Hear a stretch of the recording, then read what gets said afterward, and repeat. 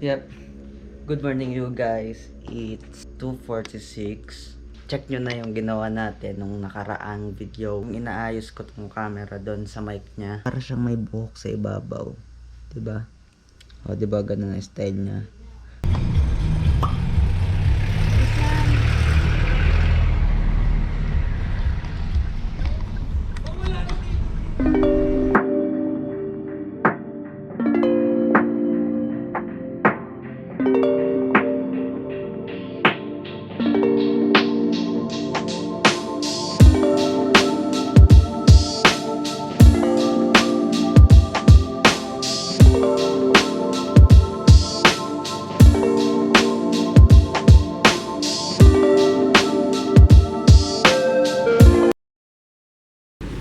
Yup.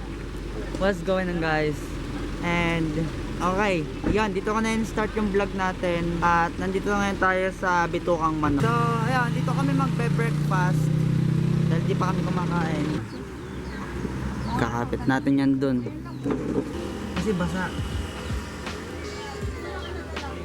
Yun ako, parang hindi ata kakapit. Hindi ata nakapit. Ako hindi nakapit sila. Anong pangalan? Bong and Buenas po. Empanada. Alright, nice one. Kaso magkatabi sila pero okay lang. Hindi kasi kumapit doon.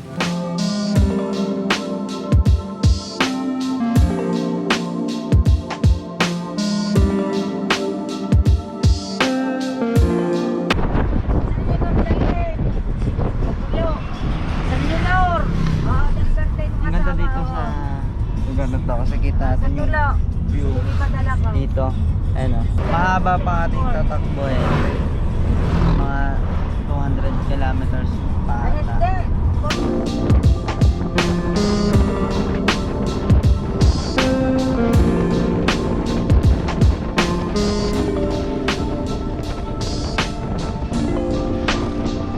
Ay, Bicolandia na pala tayo guys. Kasi napatayaman yung mga vaccine card. Tapos yung vaccine card mo guys. Oo, yan na. Merong entry kasi hindi ka makakapasok kapag ka walang travel Lahat? pass. Ay, certification travel pala at saka yung vaccination card. Pag wala yon hindi makakapasok. Kaya important meron talagang dala. Yeah. Ang haba, ang ganda sa dulo. Meron ng nalakas ng signal dito. Dito na din tayo marami.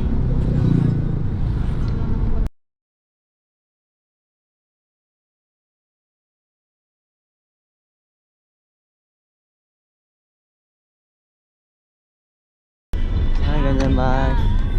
Tingnan nyo guys ang paligid dito. Puro ano, pantangang palay na.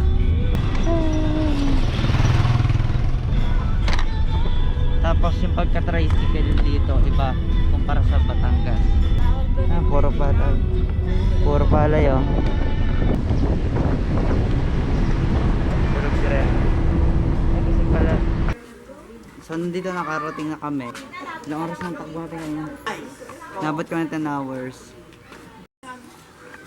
Then, dito guys. Yan o. Dito yung school ng ano, ng Paracale. Ay, ano nga. Pinagbirayan pala, lagi ko na nakalimutan.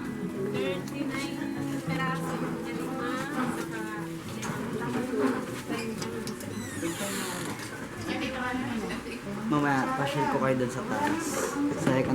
Second floor. Yeah. Ano to? Bulalo. Yo. Kain muna kami guys. And, yeah, balikan ko ka naman. Ano yung si Kuya? Paano luto yan? Let's go.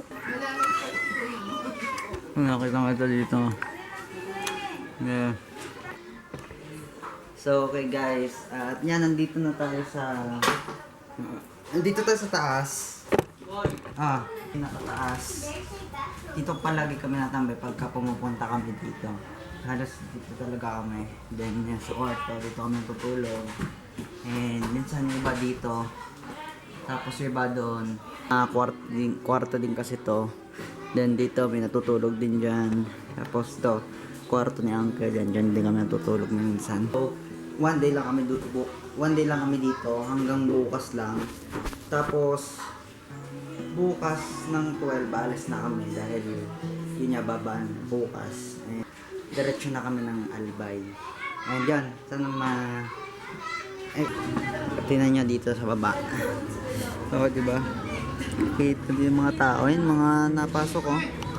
Gagaling oh. May pasok na sila dito. Siguro bukas tayo magkita-kita. Papahinga muna kami kasi sobrang pagod din talaga sa biyahe.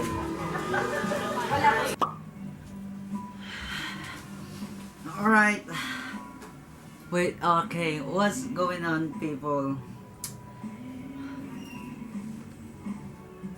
So, ayun po, mga kababayan, magbabalita po ako sa inyo. At dahil hindi tayo matutuloy sa papuntang Albay, Bicol Albay, matagal din yung biyahe niya, 4 hours papunta doon, and then pabalik another 4 hours ulit. Ayun, dahil nga hindi nga tayo matutuloy, wala na tayong magaganap na pupunta tayo ng Albay kasi masarap sana, syempre mahaba-haba yung vlog natin na makakapunta tayo doon, then papupuntahan natin yung simbahan doon sa Albay. Tapos yun, baka makita natin yung bulkan doon. Then kanina umalis si na Tito Chad dahil umuna na nga sila doon. So one day nga lang tayo, hanggang bukas nga lang tayo. Then sa 12 kasi alis nga kami dito, punta kami sa sementeryo dahil yung bababaan niya bukas. And then diretso kami sana ng Albay, kaso yun nga, hindi kami aabutin, pero okay lang kasi may next time pa na pupunta tayo sa ganyan, di ba? May next time pa tayo para mapuntahan natin yan na with vlog. Pasensya na guys, at sana hindi ka na boring sa vlog natin ngayon. Hi!